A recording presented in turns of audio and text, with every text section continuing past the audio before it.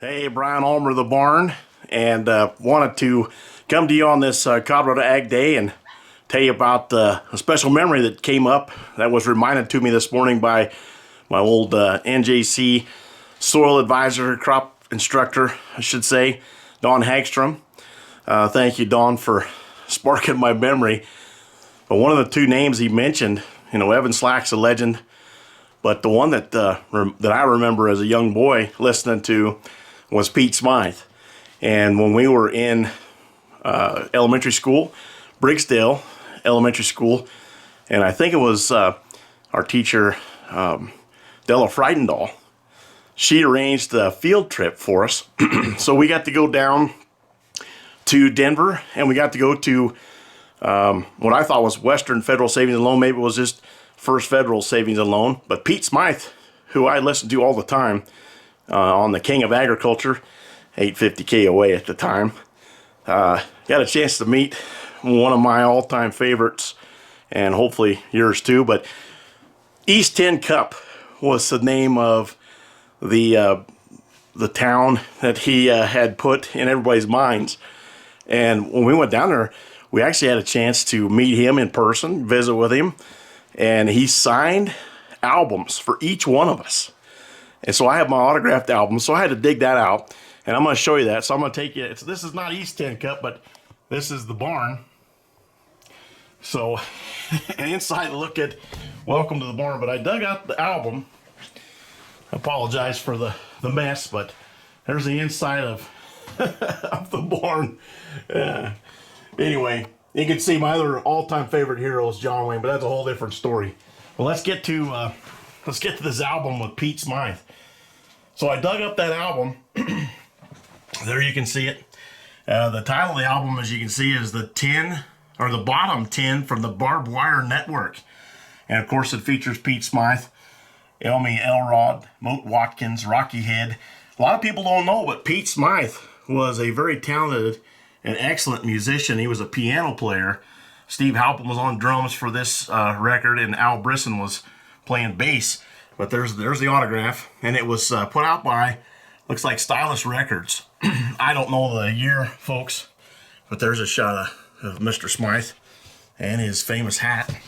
But if you look at the back of this of this album, I mean, just take a look at some of the guests he had throughout the years. You're going to recognize some of them, and maybe you have to do some research on some other ones, but some big names.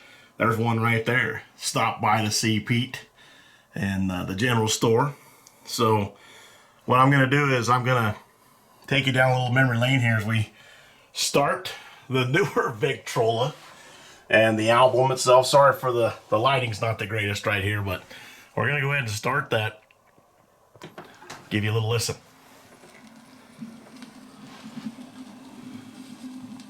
I put the key in the door, I open up the store.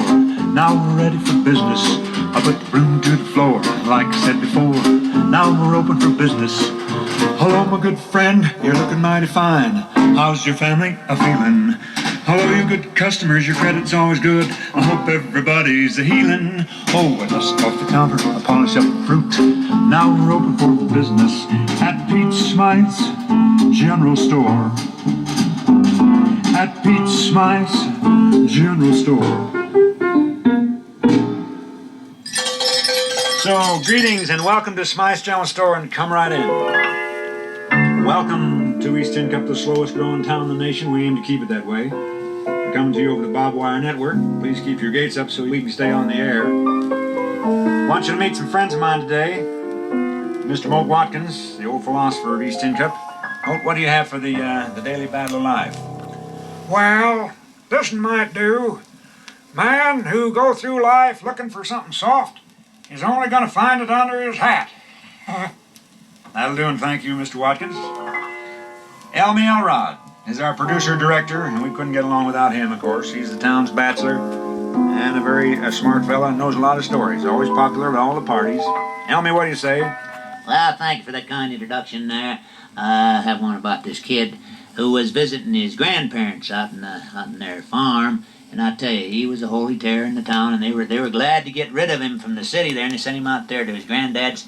And when he got home, his dad asked him if he had any fun out there, and he said, "Oh, sure had lots." He says, "Every day old granddad would row me out to the middle of the big lake, and he'd throw me out of the boat and let me swim back to shore." The dad said, "Well, wasn't that pretty hard?" And the kid says, "Nope. Hard part was getting out of the sack." Oh, there must be an easier way to make a living, a quicker way to gather up some loot. There must be an easier way to make a living and have a little fun too. Well, just want to give you guys a chance to check that out. I don't have copyright for this, but oh my gosh, this has been a lot of fun walking down memory lane. And I just appreciate Don Hagstrom mentioning me in the same breath as Evan Slack and my all-time favorite Pete Smythe. But have a great Colorado Ag Day as we take a trip down memory lane. And if you want to, give me a comment if you remember Pete Smythe growing up like I do, or any other legendary ag broadcaster. But hey, thanks guys. Once again, as we take a quick peek, thanks again for joining us here inside the barn.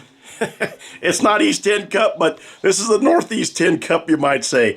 But it's been an honor and privilege to bring to you guys all that we do here at the barn, and I hope you guys enjoy what we do. And don't forget, be a part of Team Meat and support the animal protein industries that feed Colorado, United States, and the world. You can learn more and help in our fight against Initiative 16 and other bad legislation that agriculture industry faces by going to coloradocattle.org or coloradofarmbureau.com. They are already on the ground. They got boots on the ground. They're fighting this right now, folks. So talk to you later, but happy Colorado Day. Appreciate you guys very much.